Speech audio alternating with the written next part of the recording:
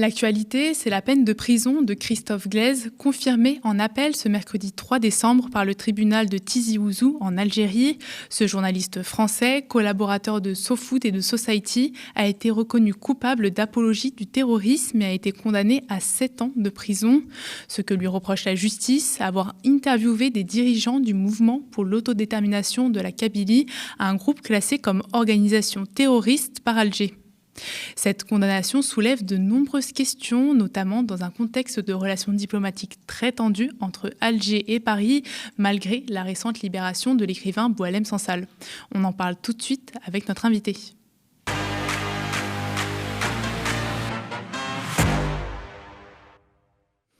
Bonsoir Benjamin Koenig. Bonsoir.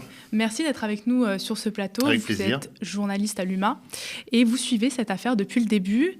Est-ce que vous êtes surpris de la décision du tribunal algérien qui confirme la peine, je le rappelle, la peine de prison de 7 ans alors que plusieurs indicateurs étaient au vert selon les proches de Christophe Glaise? Bon, non, pas surpris, absolument pas. Il était impensable que la justice et l'État algérien perdent la face aussi rapidement, en tout cas sur ce point, sur ce volet judiciaire. Donc c'est pas du tout une surprise, c'est pas du tout étonnant. On voit que la peine a été confirmée, hein, c'est la même, 7 ans de prison. Donc voilà, il y a pour le coup vraiment sur ce point-là, d'abord, aucune surprise. Moi je m'y attendais. Maintenant viendra un autre temps, mais un temps diplomatique, mais on va en parler. Quant au contexte, quand je vois beaucoup relations en train de s'apaiser entre la France et l'Algérie, c'est quand même extrêmement relatif. Certes, il y a eu la libération de Boualem Sansal.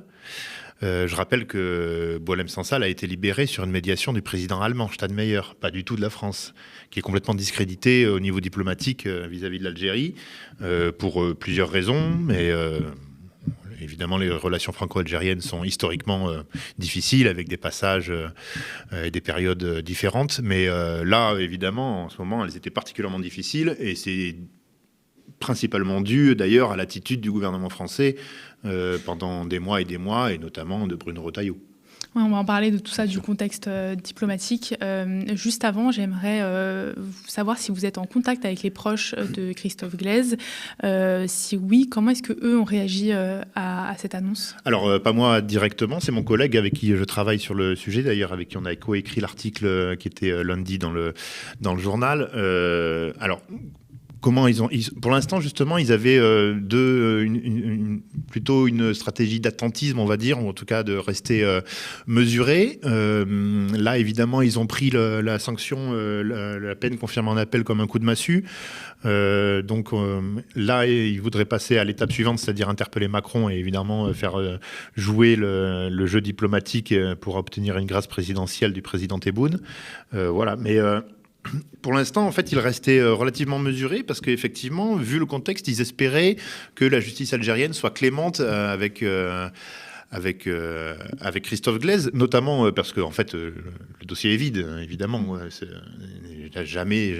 On va y venir sans doute au fond du dossier, mais il n'a jamais été question qu'il fasse l'apologie du terrorisme. C'est un journaliste sportif qui fait son métier. Alors, le fond du dossier, justement, c'est ce que la justice reproche à Christophe Glaise, c'est d'avoir interviewé un ancien responsable sportif lié au mouvement pour l'autodétermination de la Kabylie, le MAC. Est-ce que vous pouvez un peu me raconter ce sur quoi il enquêtait, justement? Alors, oui, donc déjà, il faut voir qui est Christophe Glaise. Hein. C'est un confrère qui travaille pour le groupe SoPress, donc Society, SoFoot, etc. C'est un des meilleurs spécialistes du foot africain. On sait à quel point le foot est très important sur le continent, notamment dans tout le Maghreb, en Algérie. La JSK, donc la Jeunesse Sportive de Kabylie, c'est sans doute le club le plus populaire. C'est un des clubs les plus titrés du pays. Effectivement, il représente l'ensemble de la communauté kabyle. C'est pas le seul club kabyle, mais c'est le principal. Et en fait, il a des liens. Certains dirigeants sont aussi des dirigeants du MAC, qui est un mouvement, donc le mouvement d'autodétermination de la Kabylie, pardon. Mais autant la JSK représente l'ensemble de la communauté kabyle, autant le MAC, pas du tout. C'est un mouvement d'autodétermination qui est plutôt minoritaire, qui est même contesté pour une bonne part des Kabyles eux-mêmes, des Kabyles algériens, et qui a été classé organisation terroriste. Pourquoi? Parce qu'ils ont tout simplement un projet politique séparatiste. Donc on sait que d'ailleurs l'État algérien est très chatouilleux sur ce genre de problématiques, c'est pas le seul. Mais voilà, en tout cas, le MAC, c'est ça. Il se trouve que parmi ces dirigeants de la JSK, et notamment celui qu'il a interviewé, c'était le numéro 2 du MAC. Donc, il a été évidemment mis en examen d'abord, interpellé pour justement donc apologie du terrorisme, puisque en gros il a fait parler le dirigeant d'une organisation classée terroriste par la justice et par l'État algérien. Et lui, il faisait un papier plus fouillé sur l'assassinat d'un footballeur, c'est ça ? Alors non, pas l'assassinat. En fait, il travaille depuis longtemps sur donc le football africain, et notamment il a travaillé en Tunisie, il a travaillé en Algérie. Et alors, sur ce point-là, donc, il avait travaillé en amont, il y a déjà longtemps, je crois que ça devait être en 2016 ou 2017, je ne sais plus la date exacte. 2017, il me semble. 2017, oui, sur la mort d'Albert Ebossé, qui était l'avant-centre, l'attaquant camerounais de la JSK, qui était mort dans des circonstances un peu floues. Apparemment, il aurait reçu un objet, une pierre sur la tête en sortant du match. Donc c'était en 2014, cette mort. Ça a donné lieu à une passe d'armes entre la JSK et l'État algérien déjà à ce moment-là, avec des accusations en disant la JSK a accusé l'État, en gros la police, de l'avoir tué. L'État disait mais non, c'est des jets de pierre des supporters, vous voyez bien que c'est des terroristes, etc. Donc lui, il a enquêté pendant longtemps sur le sujet. Là, il était retourné sur le terrain, alors pour les suites, je crois, d'Albert Ebossé, mais pas seulement. Il faisait un reportage d'abord sur la JSK et sur l'importance de ce club-là dans la communauté kabyle algérienne. Ok. Et est-ce que vous pouvez, là vous avez commencé à en parler, mais est-ce que vous pouvez m'expliquer pourquoi l'Algérie classe ce mouvement pour l'autodétermination comme un mouvement terroriste ? Parce que c'est un mouvement séparatiste qui réclame donc en plus assez radical, parce qu'il y en a plusieurs des mouvements, on va dire indépendantistes de la Kabylie. Celui-là est assez radical. Il faut signaler, et c'est documenté, donc je le dis parce que l'autre fois je l'avais déjà dit dans une vidéo et j'ai eu des retours de bâton, mais c'est un mouvement qui a des liens avec Israël, avec le Maroc. Israël qui évidemment soutient tout ce qui peut embêter l'Algérie, puisque l'Algérie étant le grand pays de l'anticolonialisme, etc. Donc on voit qu'il y a ça en ligne de fond géopolitique.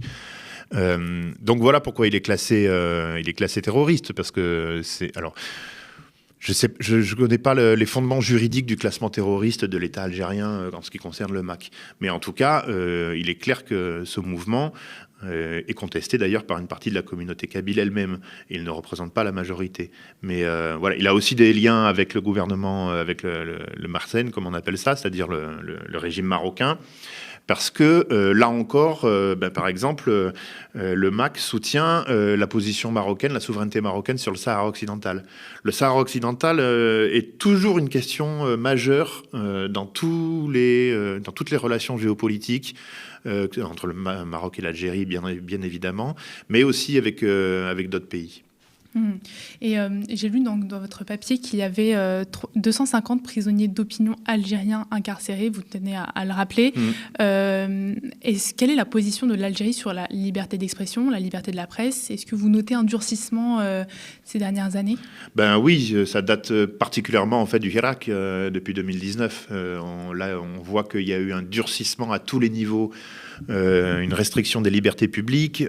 Donc, je tenais à le signaler aussi, effectivement, parce que nous, on parle de Christophe Glaise, comme on a parlé de Boualem Sansal avant. Les cas sont très différents. Quoi qu'on pense d'ailleurs de Boualem Sansal, c'est pas la question.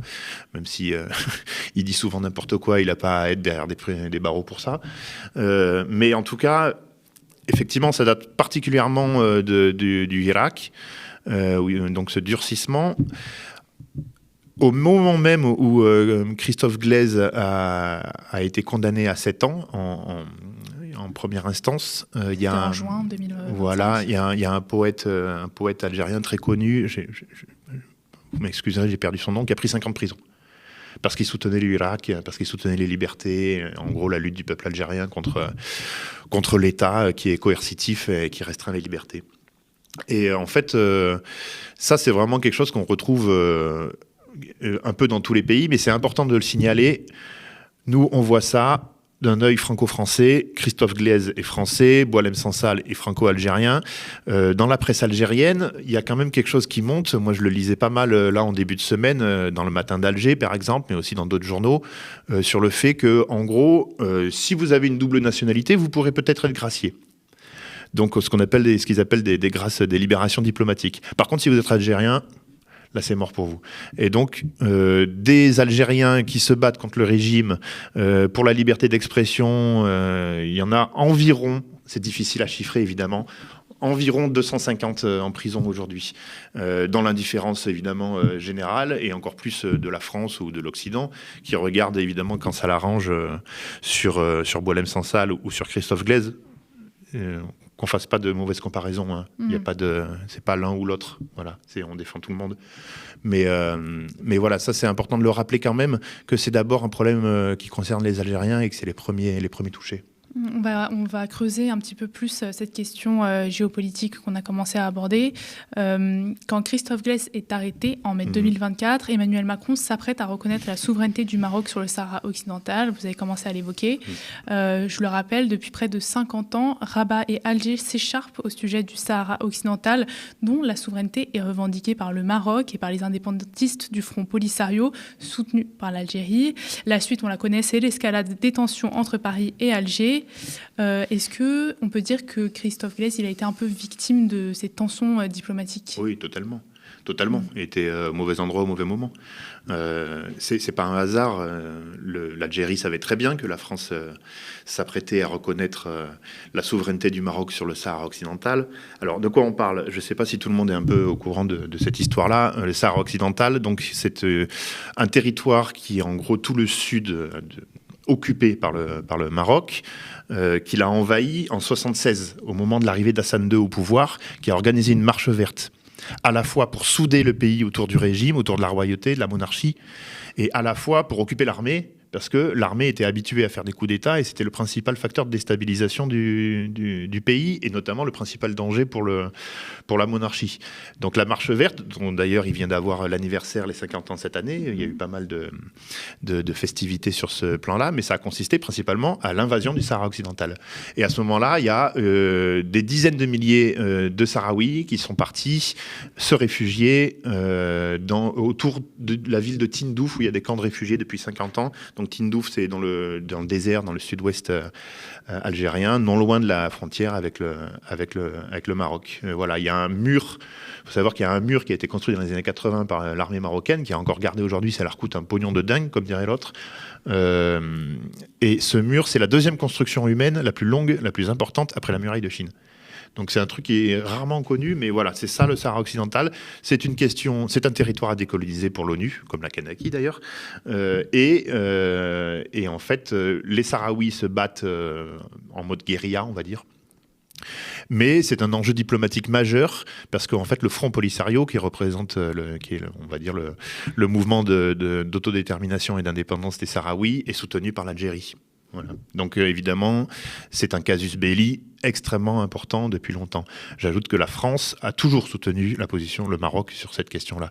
Moi je suis allé au camp de Tindouf l'année dernière, ils ont un musée militaire, en gros, pour montrer un peu l'historique des combats. Il y a un avion, un Rafale français, les vestiges d'un Rafale français là-bas. Et quand j'ai posé la question à des Sahraouis, ils me disent « Oh, mais la France, on n'est pas surpris que Macron reconnaisse la souveraineté marocaine, on se prenait des bombes des Rafales en 77. Donc voilà, ouais. C'est une position ancienne. Donc il y a cette question du Sahara occidental. Il y a aussi eu l'affaire Boualem Sansal qui a mis le feu aux poudres. Est-ce que vous pouvez nous rappeler très rapidement cette affaire-là ? Eh bien, Boualem Sansal a été emprisonné et jugé exactement pour cette chose-là, c'est-à-dire qu'il a reconnu la souveraineté du Maroc sur le Sahara occidental. Donc, en gros, il a été accusé de séparatisme, de traîtrise à la nation, etc., etc. Alors, c'est pas traître à la nation, évidemment, en termes juridiques, ça se dit pas comme ça, mais c'est exactement ça. En gros, c'est ça qui lui a été reproché, oui.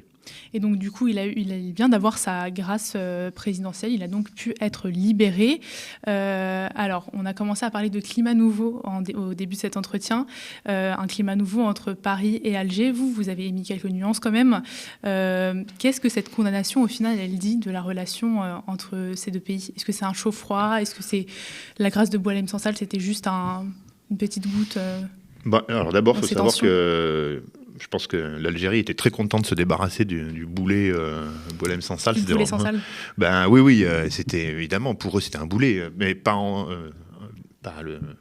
Boualem Sansal en lui-même, évidemment diplomatiquement, les pressions qu'il prenait et tout. Donc ça les a plutôt arrangés de voir l'Allemagne jouer les entremetteurs pour ce dossier-là. Voilà, mais après, sur le fond de la relation, moi j'étais extrêmement circonspect en voyant la plupart des médias parler de relations apaisées, de dialogue. Alors, j'ai eu un diplomate... C'est ce qui a été vachement repris dans les médias Oui. au moment de sa libération. Bien sûr, même la famille de Christophe Glaise, d'ailleurs, s'est appuyée dessus, en espérant... Bon, c'est un vœu pieux, enfin, il me semble, mais... Après, moi, j'ai eu un diplomate du MAE, du ministère des Affaires étrangères, lundi pour la rédaction de l'article, qui m'assurait bien sûr que tout était mis en œuvre pour obtenir la libération de Christophe Glaise, que le contexte était un peu plus favorable. Alors, il faut savoir qu'il n'y a jamais eu de rupture des relations diplomatiques. Ça, c'est clair. L'ambassade de France à Alger fonctionne. Il y a aucun problème avec les attachés des ambassades qui essaient de traiter des dossiers. On sait qu'ils sont nombreux, que ce soit des OQTF, que ce soit les questions de terrorisme, très importantes, parce que les services de renseignement algériens sont très performants sur cette question-là. Donc il y a une coopération qui se poursuit. Il se trouve qu'il n'y a plus d'ambassadeur, par contre, d'Algérie en France. Parce qu'il s'appelait Saïd Moussi, et Alger l'a rappelé au moment de la reconnaissance de la souveraineté marocaine sur le Sahara occidental. On en vient toujours quand même... C'est ça le fond de l'affaire. C'est ça le fond de l'affaire. Moi, le diplomate, il me disait oui, mais bon, non, mais ça. Je lui ai dit, mais enfin, évidemment que c'est une rupture diplomatique majeure. Il était un peu gêné aux entournures. Il me disait oui, pour qui soutient le Front Polisario? Je lui ai dit, ben non, pour qui soutient le droit international. Donc, en fait, on présente toujours ça comme choisir un camp ou un autre. C'est toujours pareil. Non, il y a le droit international. Le droit international, il dit que le Sahara occidental a le droit d'être indépendant. Voilà. Et donc, la France, cette position-là, ne peut qu'irriter l'Algérie. Ça, c'est... Alors, pourquoi ça irrite l'Algérie, d'ailleurs? Parce que l'Algérie, de par son histoire, contre la France, d'ailleurs, avec la guerre de libération, reste encore le pays qui a gagné son indépendance et qui s'est défait du colonialisme en se battant par les armes. Et donc ça, c'est extrêmement respecté partout dans le monde, dans l'Union africaine, dans beaucoup des pays qui sont des anciennes colonies. Donc c'est ça un peu le fond de l'affaire. Si on veut se documenter, il y a un très bon bouquin qui vient de sortir par Thomas Negaroff, donc, qui est professeur de géopolitique, et Benjamin Stora, le grand historien des relations de la France et de l'Algérie, de la colonisation et de la décolonisation, qui est sorti, je crois, en octobre, là, et qui revient un petit peu sur toutes ces décennies de relations franco-algériennes difficiles. Évidemment qu'il y a des problèmes qui ne sont pas réglés, principalement d'ailleurs... En fait, il y a un jeu des deux côtés. C'est-à-dire, côté français, on voit que notamment la droite et l'extrême droite n'a jamais accepté la décolonisation de l'Algérie. On le voit encore à l'Assemblée, avec le RN, avec des discours de Ciotti, etc., etc. Et du côté algérien, c'est aussi un moyen bien pratique pour faire taire un peu et pour ressouder autour du régime, en disant, en désignant toujours l'adversaire, en disant c'est la France, c'est la France. Il y a des points qui sont vrais, mais voilà, c'est pas aussi simple que ça. Et évidemment, c'est instrumentalisé. Voilà, c'est des deux côtés.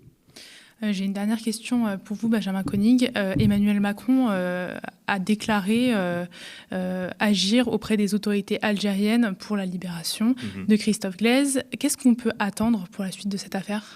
Alors, effectivement, c'est pour ça que je disais tout à l'heure, maintenant le temps judiciaire est terminé. Alors, pas terminé spécialement parce qu'il peut se pourvoir en cassation, Christophe Glaise. Mais bon, c'est une procédure extrêmement longue qui prendrait au moins 2 ou 3 ans. Donc, il faut espérer quand même qu'il puisse être libéré avant. Sortir avant, ouais. Voilà. Donc, pour ça, il n'y a qu'un seul moyen, c'est effectivement la grâce présidentielle. Donc effectivement, maintenant, c'est au niveau diplomatique que ça va se jouer. Il ne s'agit pas de mettre de l'huile sur le feu comme l'ont fait Retailleau et d'autres ministres aussi. On voit qu'il y a encore un mois, l'Assemblée a voté pour remettre en cause l'accord franco-algérien de 68, qui est une bêtise sans nom, d'ailleurs, qui est plutôt favorable à la France, donc c'est complètement ridicule. C'est encore des gens qui n'ont jamais lu, d'ailleurs, ni l'accord et qui ne connaissent pas le dossier. Donc aujourd'hui, effectivement, il va y avoir une action diplomatique. Elle a déjà commencé. À quel niveau ? Sans doute au niveau présidentiel. Peut-être à d'autres niveaux aussi. Est-ce que ça va passer aussi par une médiation d'un pays tiers? C'est possible? Oui, c'était ma question. Est-ce qu'on va pouvoir assister à l'intervention de l'Allemagne ou d'un autre pays Tout européen? à fait, c'est possible. Oui, tout à fait. En tout cas, c'est souhaitable que ça advienne le plus vite possible, ça c'est clair. Après, je voyais... des estimations, justement Boualem Sansal qui ce matin sur RTL qui disait maintenant ça va être espérons 1-2 semaines. Je crains que ce ne soit un peu plus long quand même. Voilà. Donc, mais espérons-le pour Christophe Glaise, à qui on apporte tout le soutien, et il y a un comité de soutien, sa famille, etc. qui est là, donc faut pas hésiter à apporter le soutien qu'il mérite. Oui, on continuera de lire vos papiers sur le sujet, sur l'humanité. Merci beaucoup. Merci à vous d'avoir été présent sur ce plateau.